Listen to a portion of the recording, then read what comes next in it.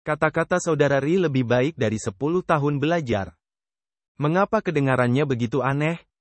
Ming Yin menggelengkan kepalanya. Ia tak punya pilihan selain menyerah. Ia berkata kepada orang di seberangnya, kau bilang 10 sekte besar telah berkumpul kembali dan membentuk aliansi pemusnah iblis. Sebenarnya, hanya tersisa 7 sekte besar. Sekte kebenaran, sekte kejelasan, dan sekte pedang surgawi telah lama hancur, kata seseorang. Ming Yin berkata dengan tidak setuju. Bukankah 7 sekte besar mencari kematian dengan menantang paviliun langit jahat? Begitu dia selesai berbicara, yang lain memandang Ming Yin dan tidak setuju dengan sikapnya.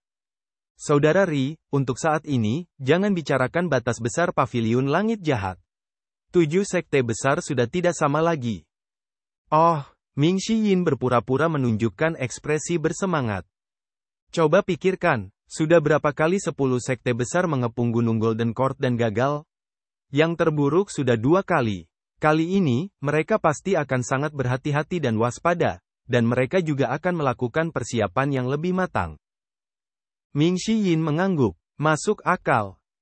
2 hari yang lalu, semua murid cabang Duanlin mengundang patriark mereka.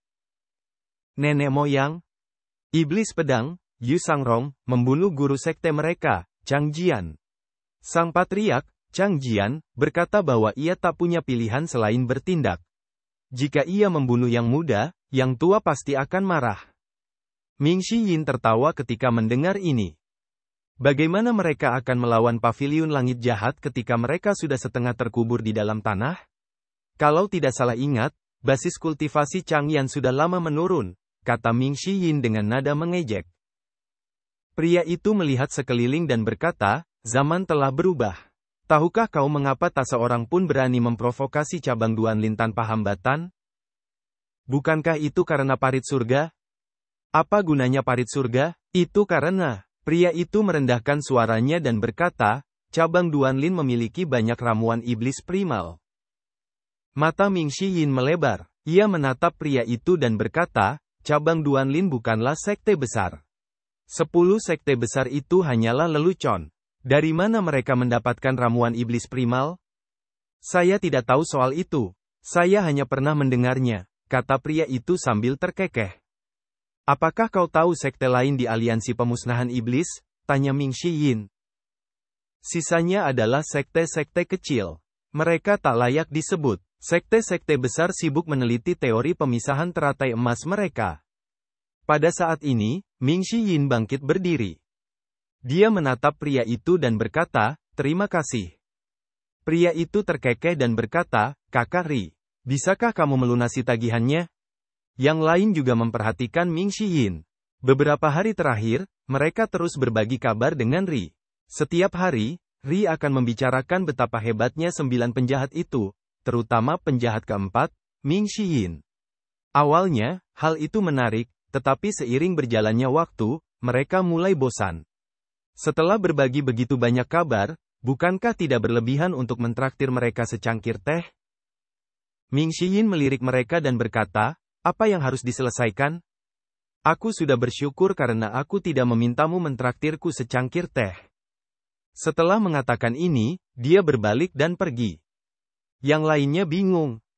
Istana Evergreen di ibu kota ilahi. Liu Gu sedang mencipratkan tinta di ruang kerjanya seperti biasa. Kuasnya bergerak bagai naga dan ular. 4 kata muncul di kertas, menyatukan berbagai suku. Pada saat itu, petugas itu masuk. Ia berlutut dan berkata, Yang mulia, hasil dari kelompok pertama pembudidaya yang mencoba memisahkan teratai emas mereka telah keluar. Mari kita dengarkan. Ada 10 kultivator yang memotong teratai emas mereka. 1 kultivator berdaun 3, 5 kultivator berdaun 2, dan 4 kultivator berdaun 1. 9 di antaranya mati dalam penderitaan, dan 1 selamat. Ekspresi gembira terlihat di wajah petugas itu ketika ia mencapai akhir kalimatnya. Liu Gu tertegun saat memegang kuas di tangannya. Dia berkata dengan suara berat, katakan lagi. Kali ini, teratai emas terputus. Kalimat terakhir. 1 orang selamat, kata petugas itu. Otot-otot di wajah Liu Gu tampak berkedut. Sorot kegembiraan juga terlihat di matanya. Dia melakukan ini karena dia ingin melihat apakah seseorang dapat bertahan hidup setelah memisahkan teratai emas mereka. Setelah bertahun-tahun meneliti, ia tahu bahwa teratai emas akan menyerap energi dan kehidupan. Fakta bahwa seseorang dapat bertahan hidup setelah memisahkan Golden Lotus mereka berarti masalahnya telah terpecahkan. Dia adalah penguasa sebuah bangsa yang menguasai seluruh Yan Agung. Bagaimana mungkin dia tidak gembira ketika mendengar ini? Selama bertahun-tahun, dia telah mencoba segala cara yang bisa dipikirkannya. Dia telah mencoba segala macam cara curang untuk memperpanjang umurnya. Namun, semuanya berakhir dengan kegagalan. Dia telah mati rasa terhadap kehidupan. Sekarang setelah semua usahanya membuahkan hasil, bagaimana mungkin dia tidak gembira? Selamat, Yang Mulia, selamat, Yang Mulia. Ucap pelayan itu, orang ini kuat, berbakat, dan memiliki fondasi yang kuat. Itulah sebabnya dia selamat. Saya sudah memerintahkan tabib istana untuk merawatnya. Sangat bagus. Liu Gu memuji pria itu. Petugas itu sangat gembira mendengarnya. Liu Gu berkata, pastikan dia selamat dengan cara apapun. Dipahami. Berikan kompensasi kepada korban meninggal lainnya sesuai standar yang sama, kata Liu Gu. Dipahami. Penelitian ibu kota ilahi mengenai masalah ini selalu dirahasiakan. Kali ini tidak terkecuali. Setelah petugas itu meninggalkan ruang belajar dengan hati-hati, dia melihat ke kiri dan ke kanan sebelum berjalan ke arah lain. Di dalam ruang belajar, Liu Gu tampak berada dalam kondisi yang jauh lebih baik daripada sebelumnya. Jika seseorang dapat bertahan hidup setelah memisahkan teratai emasnya, bagaimana dengan menumbuhkan daun? Mereka harus terus mencoba langkah berikutnya. Sekarang setelah mereka memverifikasi bahwa seseorang dapat bertahan hidup setelah memisahkan Golden Lotus mereka dapat meningkatkan jumlah penyintas. Tak masalah apakah mereka menggunakan obat-obatan atau teknik rahasia. Jika mereka selamat, mereka akan bisa menumbuhkan daun lagi. Liu Gu melihat kata-kata di atas meja, satukan berbagai suku. Ia dipenuhi dengan sentimen luhur. Ketika aku mencapai tahap 9 daun, aku bahkan tidak akan peduli dengan 10 sekte Nether. Di dalam paviliun timur paviliun langit jahat. Setelah bermeditasi pada gulungan kitab suci surgawi, Lu Zhou bangkit berdiri perlahan-lahan. Kekuatan luar biasa dari tulisan surgawi sudah penuh. Saat itu, Zhao Yue muncul di luar paviliun. Tuan, seseorang mengirim sesuatu ke sini dari kaki gunung. Katanya ini untuk Anda. Apa itu? Ini sebuah paket. Kurasa, ada surat dan beberapa kue di dalamnya. Kue kering? Lu Zhou agak penasaran. Selama bertahun-tahun, para bajingan ini tidak pernah membuatkannya kue-kue lezat. Sejak para murid perempuan istana bulan turunan tinggal di gunung, keadaan menjadi lebih baik. Bawa ke sini. Dipahami. Zhao Yue mendorong pintu hingga terbuka dengan hati-hati. Ketika dia melihat tuannya berdiri di depan jendela dari lantai sampai ke langit-langit, dia meletakkan surat, barang-barang, dan kue-kue di atas meja. Lu Zhou berbalik dan melihat barang-barang di atas meja. Ketika dia melihat kertas khusus itu, dia berjalan mendekat dengan sedikit terkejut. Kertas khusus itu tidak lain adalah gulungan tulisan surgawi terbuka. Ding! Mendapatkan gulungan tulisan surgawi terbuka, 2. Apakah kamu ingin mensintesis gulungan tulisan surgawi terbuka? Perintah sistem selanjutnya membuktikan hal ini. Lu Zhou tidak terburu-buru untuk mensintesis gulungan tulisan surgawi. Sebaliknya, ia meletakkan gulungan tulisan surgawi terbuka. Ia melihat roti lapis Takaho di sampingnya. Zhao Yue tersenyum. Jadi ini dari kakak kelas 6. Pancake Takaho adalah salah satu hidangan lezat yang paling jago dibuat Ye Tianxin. Saat masih di gunung, ia sering membuatnya untuk tuannya. Ye Tianxin juga menggunakan metode ini untuk mendapatkan lingkaran asmara yang paling ia inginkan sebelumnya. Dia tidak menyangka Ye Tianxin masih mengingat ini setelah bertahun-tahun.